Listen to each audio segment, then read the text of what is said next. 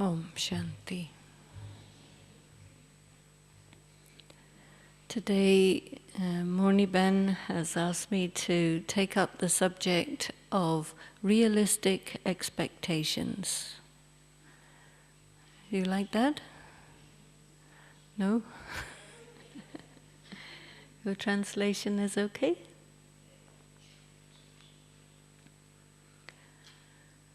So I suppose one thing that's useful to do is to compare and contrast realistic and unrealistic expectations. And we also need to define what exactly we mean by expectations.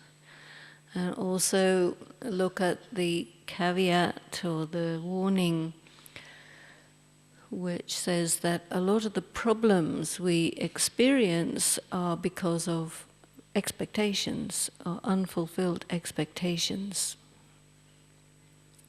So, one thing about expectations, what do we mean by expectations? That we think something is going to happen, or we assume something is going to happen, or something is going to be a certain way, and then when it isn't that way, we don't like it.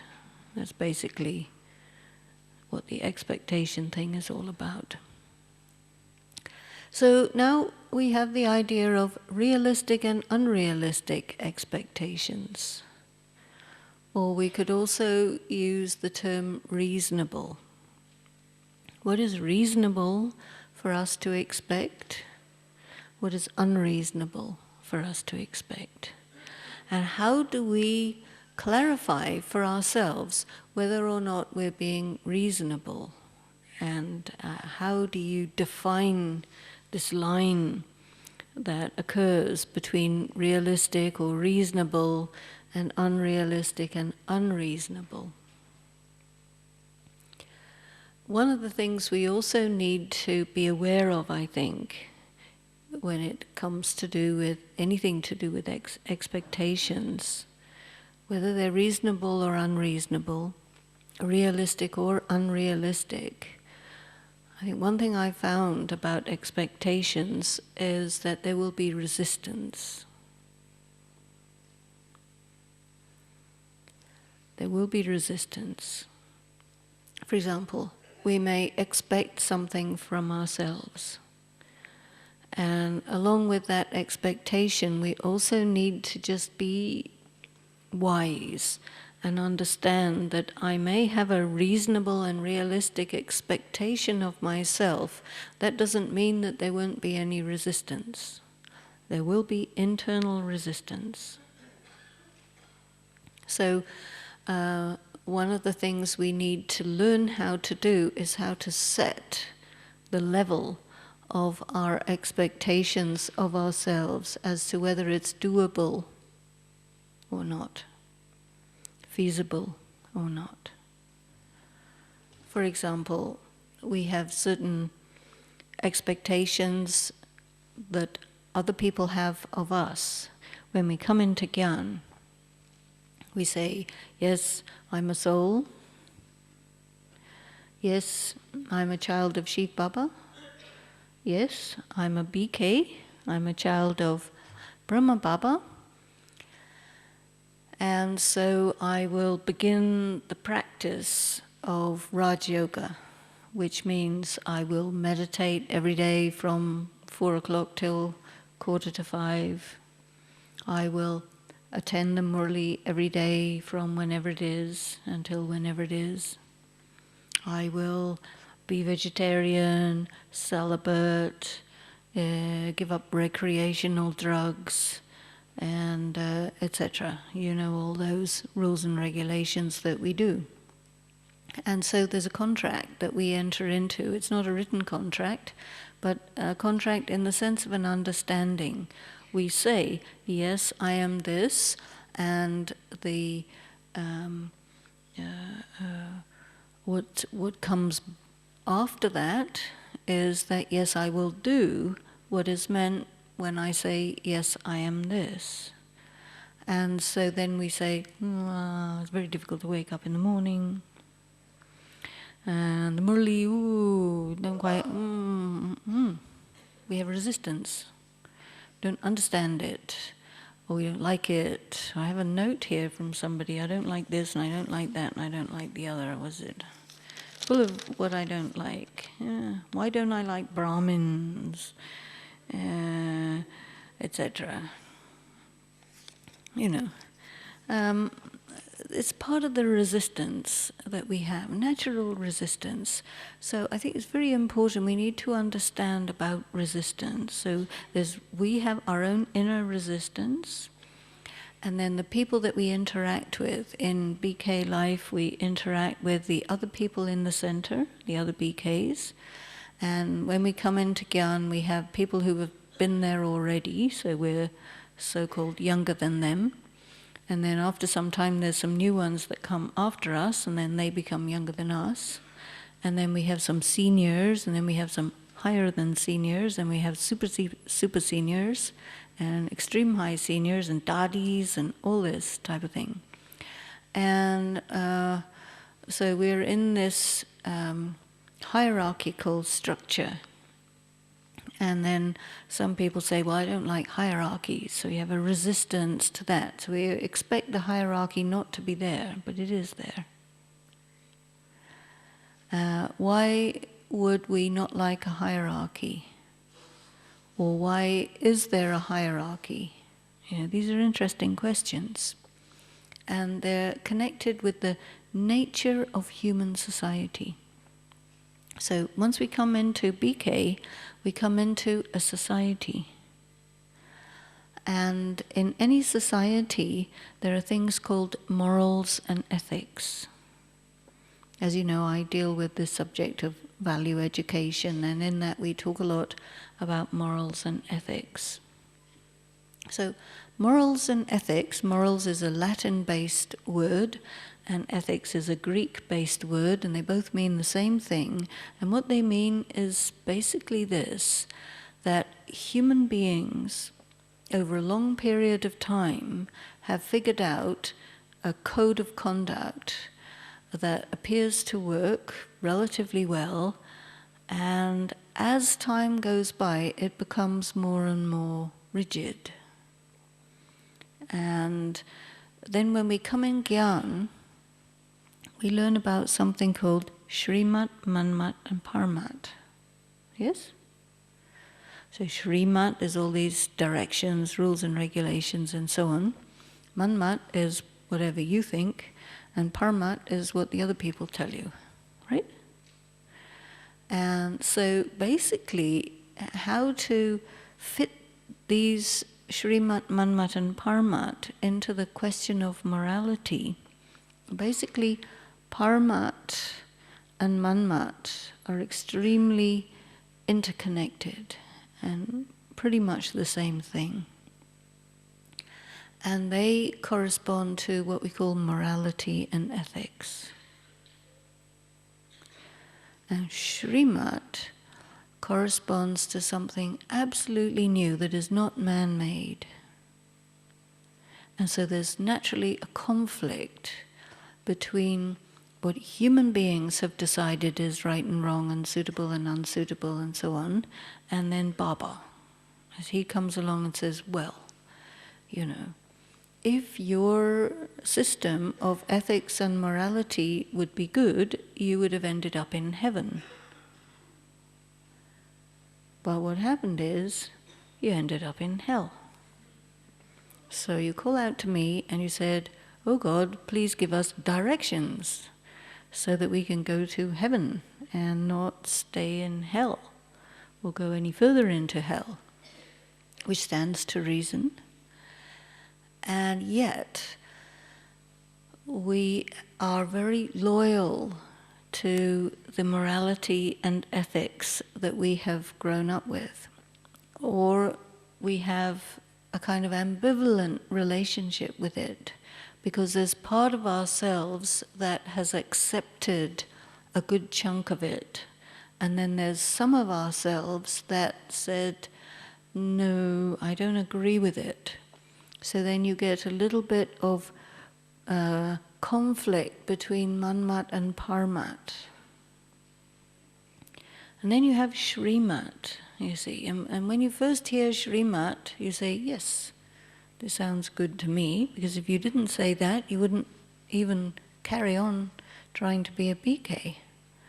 So it assumes that you like the idea of Shrimat. Okay, be soul conscious. What is Shrimat? Be soul conscious, don't be body conscious. We say, okay, but we don't really know what soul consciousness is, and we also don't really know what body consciousness is, but it sounds right. Is it correct? And so we have to spend a lot of time thinking, churning, figuring out what does this statement, soul consciousness, actually mean? And body consciousness, what does that mean? And then God conscious, what does that mean? You know? And then you see you have things that you agree with, and then you have things that you don't agree with. And then you have your conscience, you see. And then Baba sort of compounds the complication by saying that, well, you have a Rajo Pradhan intellect, if you're a Westerner, and a Tamil Pradhan intellect, if you're a Bharatvasi, generally speaking. And so then you have your code of ethics, your code of morality, which varies from culture to culture somewhat, and from religion to religion, and sort of racial group to some extent. Many of the things are pretty similar, but there's a lot of unclarity with it, and there's a lot of variations, room for individual variations.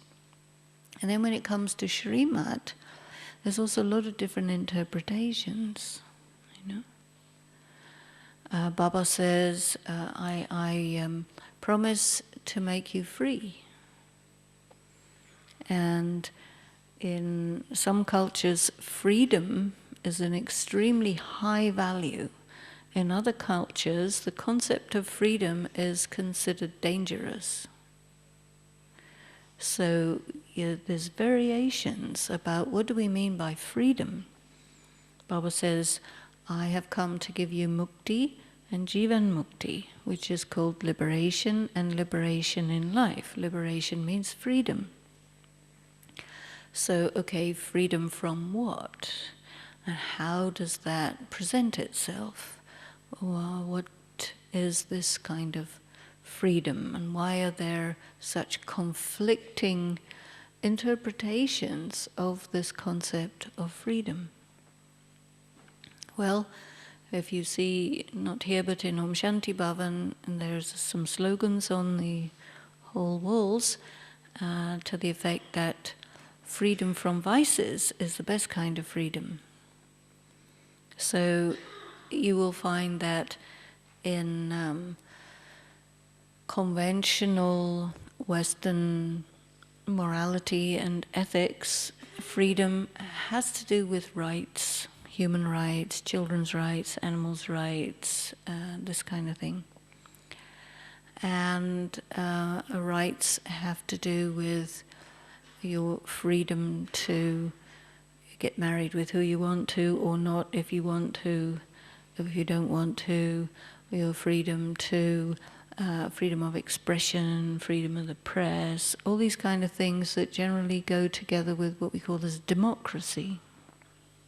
India, as you know, is the largest democracy in the world, and most of you would probably come from countries where they teach democracy as being, or democratic values or democratic forms of freedom as being something that's very good, very ethical, very moral, right?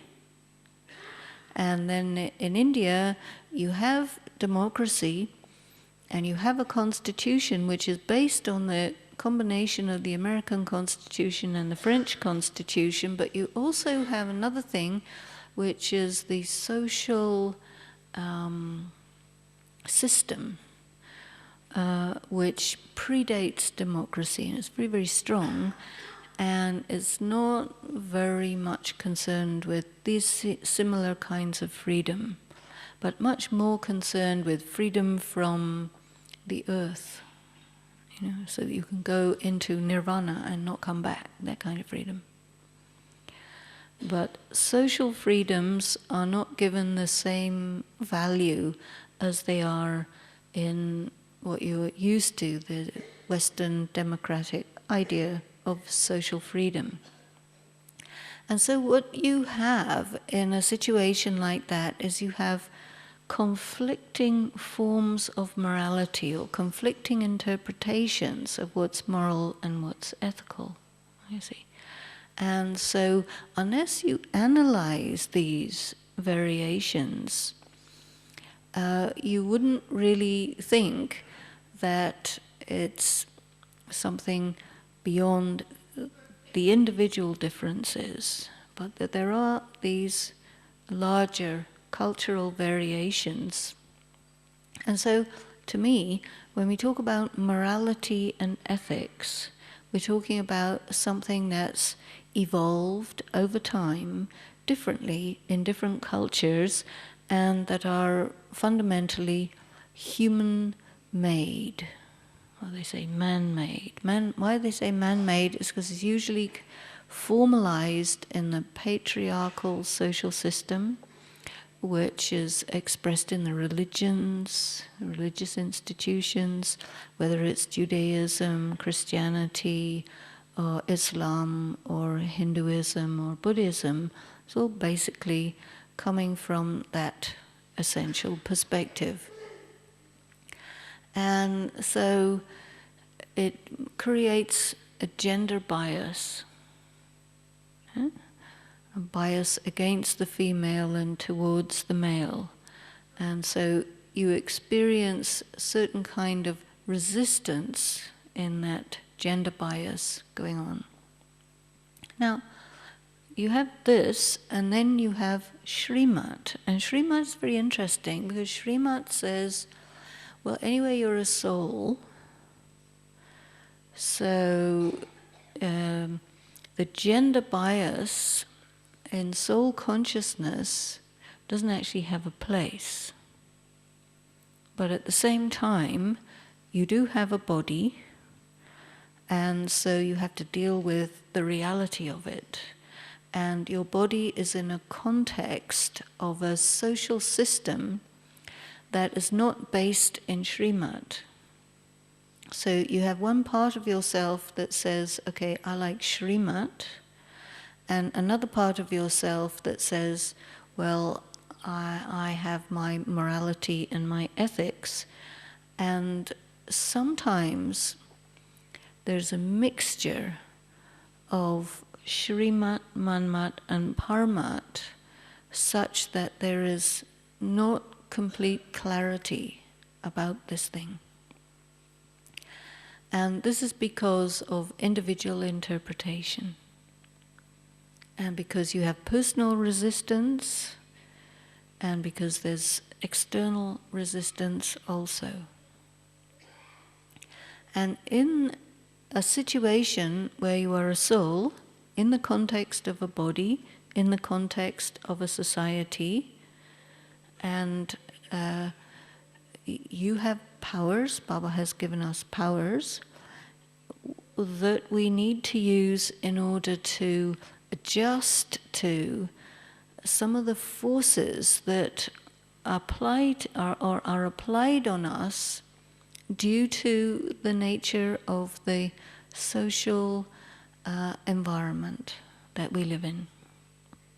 And lots of these things are operating in the context of our Brahman life, and they're a little bit difficult to put your finger on. So we need to look at ourselves individually, and we find actually that all of us are very different from the next ones. We're the same as each other insofar as we're souls, we're dots, but we all have different family history. We come from different communities, different kinds of tribes, different kinds of economic backgrounds, social backgrounds, cultural backgrounds, and all of these contexts impact our levels of expectations, actually. Until we find ourselves in a context that's different from the one we grew up in, there are many attributes of our context that we wouldn't actually know are attributes of our context. We just think that they're part of the air and the earth and the natural environment. So coming into Gyan has one very important thing, is it puts us face to face with the fact that there are things in our social and familial context which have distorted our perspective on what's real, what's important, what's valid, what's not valid, and so on. And it's very, very tricky to articulate it and to identify it accurately because we're in it. You see?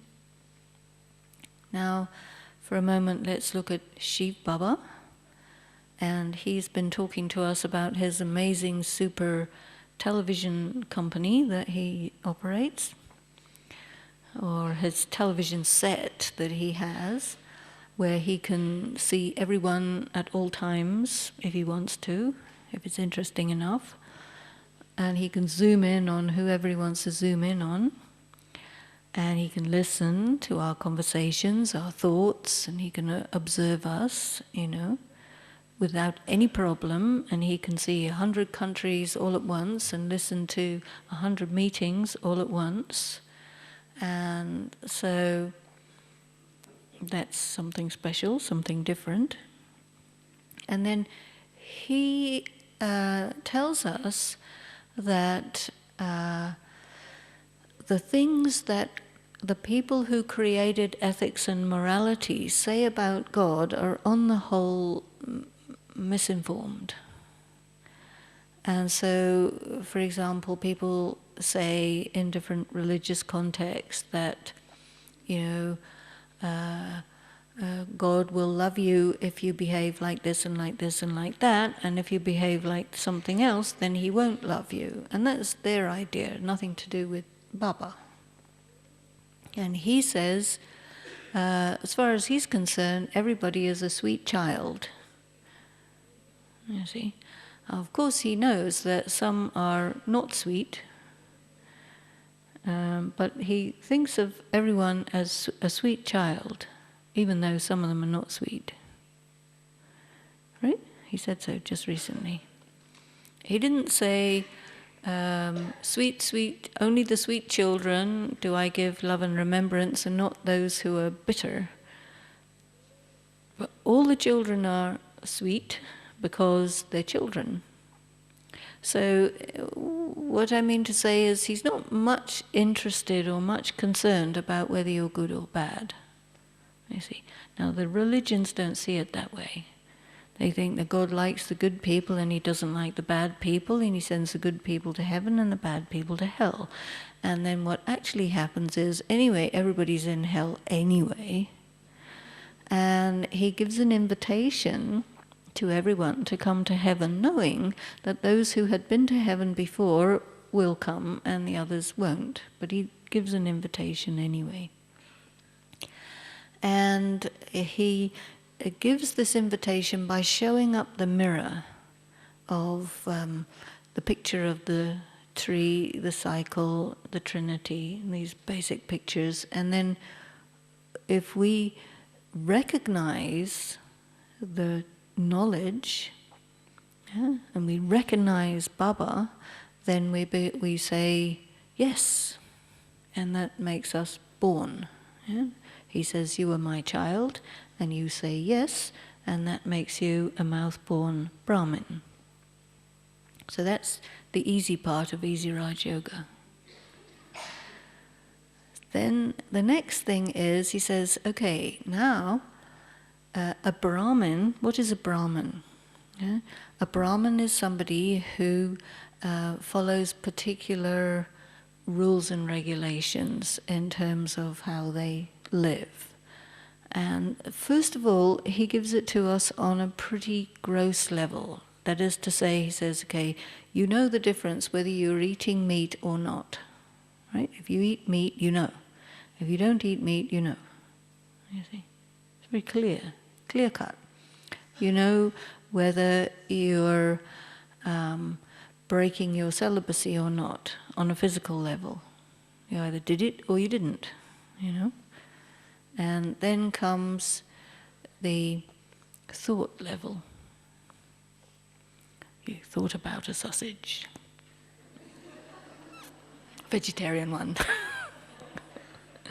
You know. So when it comes to the level of thought and feelings, you know, here's where you start entering into the realm of expectations. So, okay, you start listening to the Murli, and Baba says Brahmins are like this, and non-Brahmins are like that, Brahmins are like this, and if you do this, then you're a Brahmin, if you do that, then you're a devil, or whatever, or Shudra, you know. I see. Or if you're a Jnani, or if you're a Bhagat, you see. So he gives us a lot of comparisons and contrasts. This is how he explains the knowledge. And so we look at ourselves hearing the knowledge in terms of comparisons and contrasts.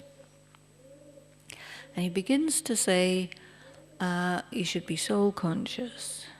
And soul conscious people are having a stable mind, for example. And body conscious people have an unstable mind. So if you have an unstable mind, then you can say, well, maybe I must be body conscious because I'm all over the place. And if I'm peaceful, loveful, blissful, powerful, etc., pure, then I'm soul conscious. And then we have another thing called Maya. Baba talked about that in the Murli. And Maya is anything that wants to mess up your spiritual practice, basically. So one thing we need to do is expect that Maya is watching, and expect that Maya is going to jump at any opportunity.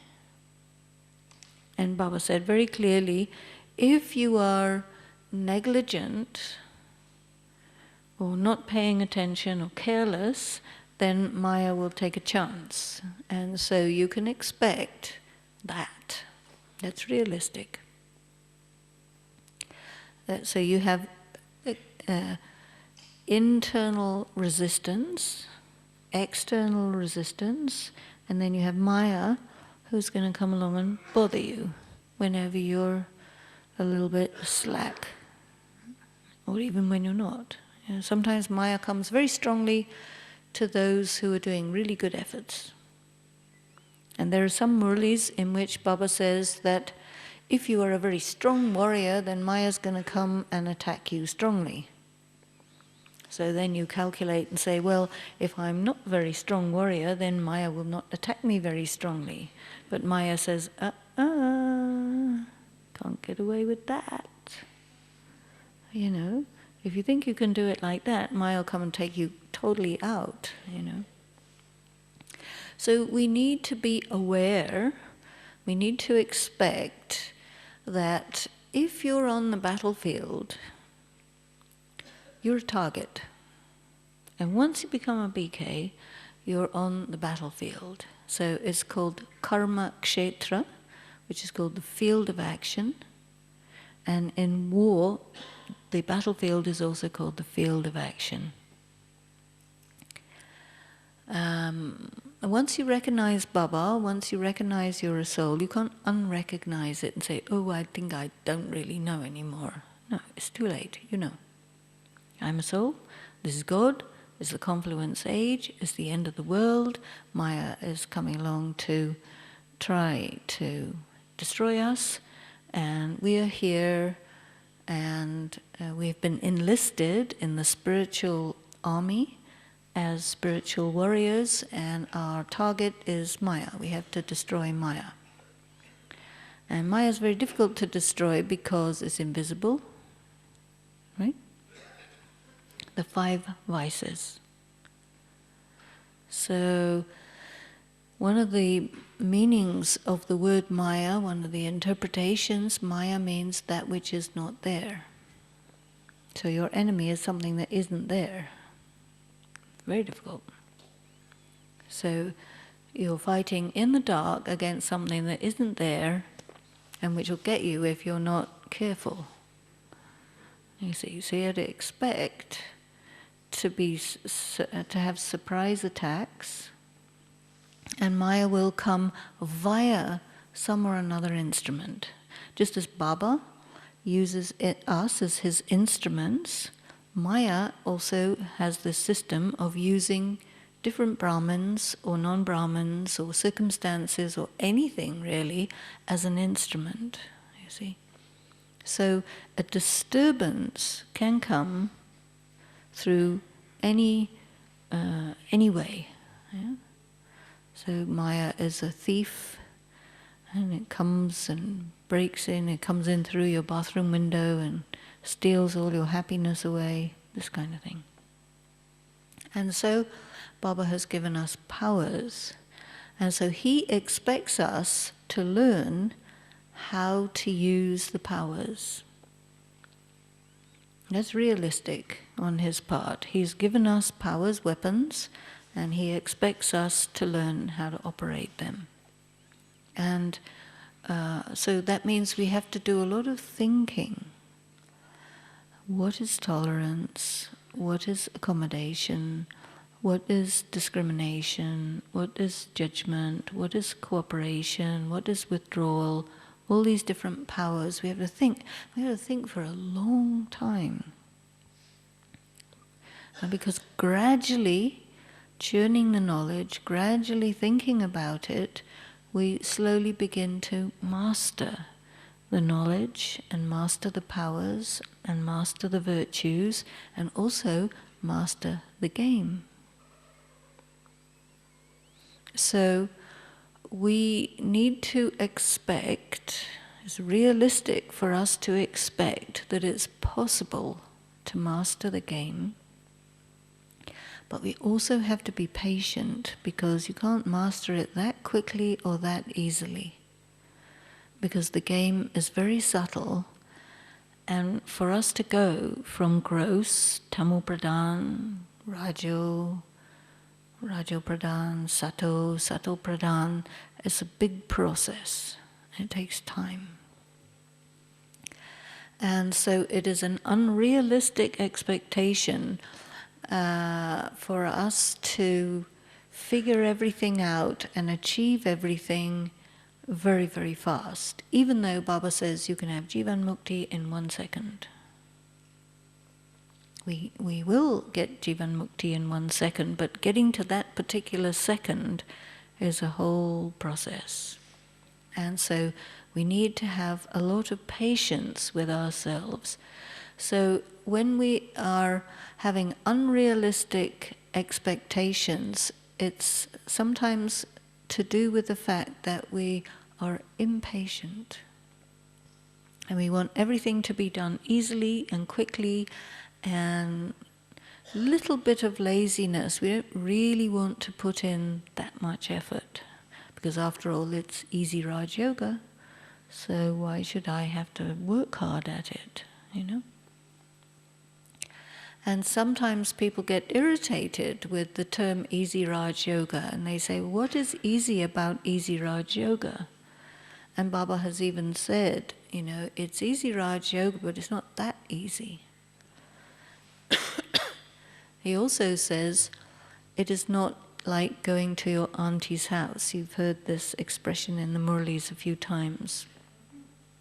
So sometimes our unrealistic expectations is that we think we've come to our auntie's house, where we are received with great hospitality and we don't have to do any work and somebody will do everything for us. And it's not like that. Again and again we find ourselves having to go back to square one. Sometimes we find that this game of snakes and ladders that's been going around is quite appropriate, because we do get things that carry us forward, like going up the ladder, and then we also get setbacks that take us back to where we started with, like sliding down the snakes. So this game of snakes and ladders is actually quite a good analogy for the path that we find ourselves on. I don't think that when anyone starts Raj Yoga that they really know what they're getting into. Is it? It's not possible, you know. Yeah, you come to some nice positive thinking course. Yeah, positive thinking. Oh, that sounds good. You know, positive thinking.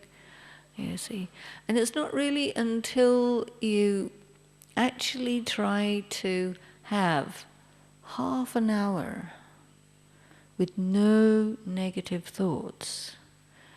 Half an hour. No negative thoughts. Then you say, no waste thoughts. Half an hour, no waste thoughts. What should I think? Yeah. I don't know what to think. I'm a soul, you are God. I'm peaceful, pure, loveful. What should I think for half an hour? No waste thoughts. Because we have a lot of habits of mind, habits of speech, habits of emotions and attitude and so on, which if we compare it to the extreme of perfection that Baba presents us with, there's no chance. You know? No way. Still, he says, sweet, sweet children, you used to be deities. You used to be deities. Yes? Yes? What was it like? Well, I can't remember. Too long ago. I know. But he gives us ways to deal with the absolute impossibility of what we have got ourselves into. You know, we want to go from totally imperfect to completely perfect in one lifetime, which could be a couple of weeks or, 20, 30 years. And now Baba is saying there's very little time, very little time. You don't have any time to waste. Don't have any time to waste. You know? And the more he says, get going, increase your yoga, the more you're experiencing resistance. Is that right? Yes? And it's like, what are we going to do? There's so much resistance. You make a promise, like a New Year's resolution. I'm going to have a good meditation every day. Right? And then you get too tired or something happens. Excuse me. You get ill. You get a headache, you have flu. You can't meditate. You can't meditate with a headache and flu and all this, right? And runny nose and aching bones. And then, it shouldn't show on your face. You have to be like Mama, right? And you say, it's very difficult. Yes? You say, because somebody says, you should be like Mama, and then you make that as an unrealistic expectation, and then it's a setup for failure, And I remember one time someone was asking Daddy Janki that, oh, you're giving us this direction and that direction and the other direction, and it's totally impossible, and what's going on? And she said, oh, they're only suggestions. Oh, you know? So the whole thing of interpretation of what's being said to us is actually very important. So when Baba says direction, direction is an English word, it's quite reasonable for us to interpret that as recommendation. Because if we use very strong words like you have to do this and you mustn't do that, and it's like, can't do it, right? But if it's a recommendation, you're recommended to think of yourself as a soul. I can do that. You know, it makes it doable, as opposed to you have to be soul conscious. Well, I don't know what that is, you know? And this is all to do with just how we respond to language. So interpretation, the power or capacity to interpret what's going on and what we're hearing in such a way that it's sort of user-friendly is very, very worthwhile. You see, because Baba says it's a very, very high destination. And so there are many phrases that occur which tell us very clearly that, look, you know, this is not so easy.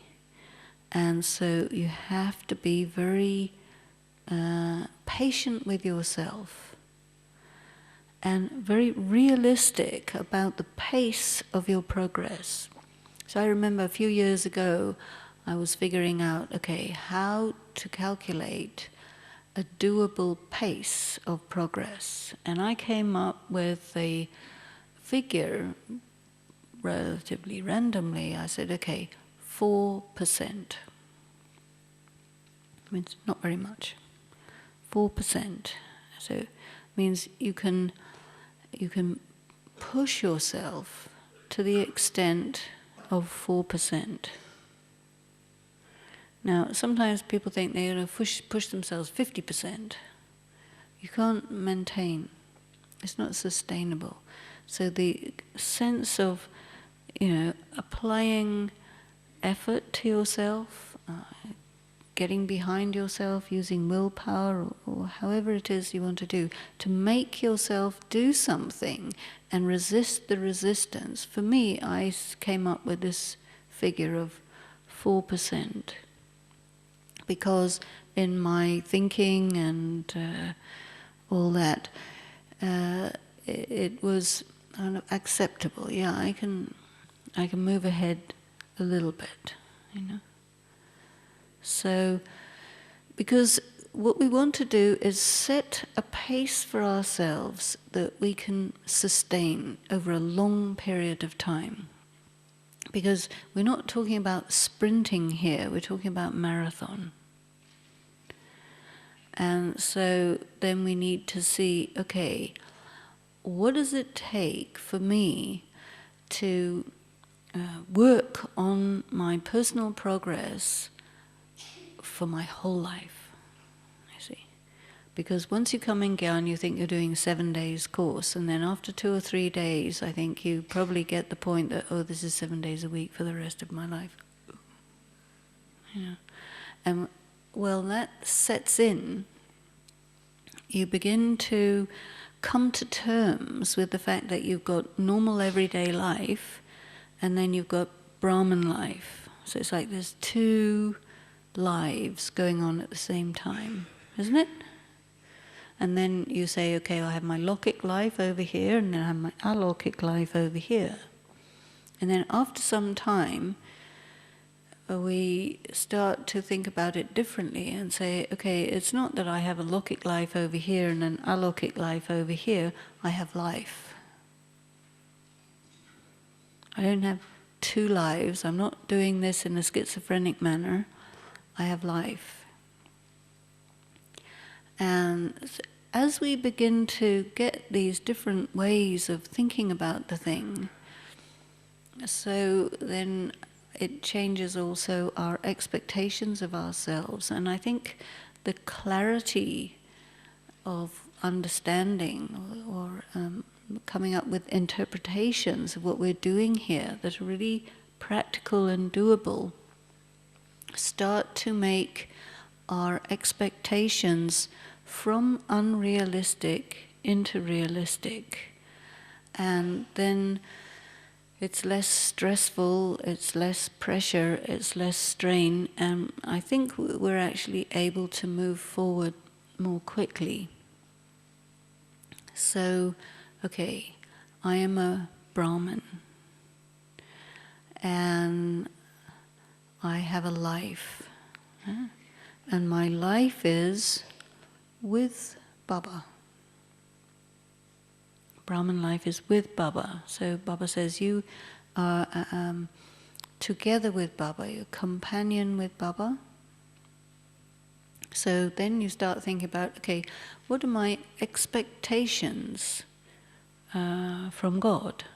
What is reasonable for me to expect from Baba?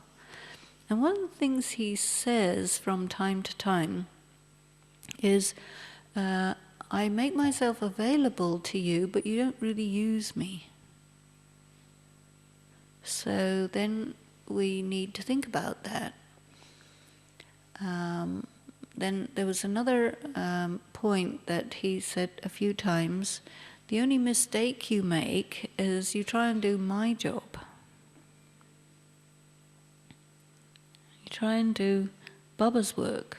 You try and whatever is what he does, you try and do it. And then you can't do it because it's his job, not your job. You see? So playing God is a sanskar that people have time to time. You know, sometimes you may feel kind of pressure or burden. I have to do this, and I have to do that, and I have to do the other. And then Daddy Gulzar will say, well, this is action conscious. Yes? Action one. What is action conscious? We're body conscious. We're not supposed to be body conscious. We're not supposed to be action conscious either. What is all this? You know? Soul consciousness is to be conscious of the fact that you have a body. Right? And body consciousness is to be unconscious of the fact that you are a soul. Action consciousness is when you think, I have to do this, I can't do that, you know, this kind of taking on of burdens, of having to do something. Soul conscious is a kind of a faith, you know. This is Baba's work, and he will get what he wants to get done through me. And he keeps on saying, fly, he keeps on saying, think of yourself as an instrument. So then this analogy of an instrument is there. So we expect that the player of the instrument will play it when he wants, if he wants. So what is the duty of the instrument? The instrument doesn't play itself, right? The instrument gets played by the player of the instrument. So the analogy of Brahma Baba and the flute of knowledge. So Krishna or Shiv Baba is the player, and the music that comes out of the flute is the murli, the words. And what is a flute? It's a material thing with holes in it. Right? A pipe with holes in it. And so we also are kind of pipes with holes. We have holes here and holes here, holes here, hole here, a few holes, right? And so, for example, we experience, I suppose everybody experiences, that all of a sudden you have to come up on stage and you have to speak to a lot of people. And you feel, oh, what am I going to say? You know, right?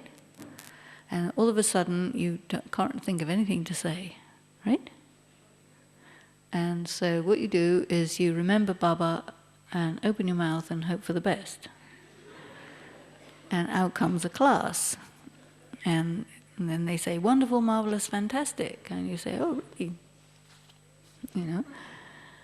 And that's body conscious, because soul conscious is to know that, you know, you connect yourself with Baba and he will get to come out of your mouth what has to come out of your mouth. So you also have to listen, you know.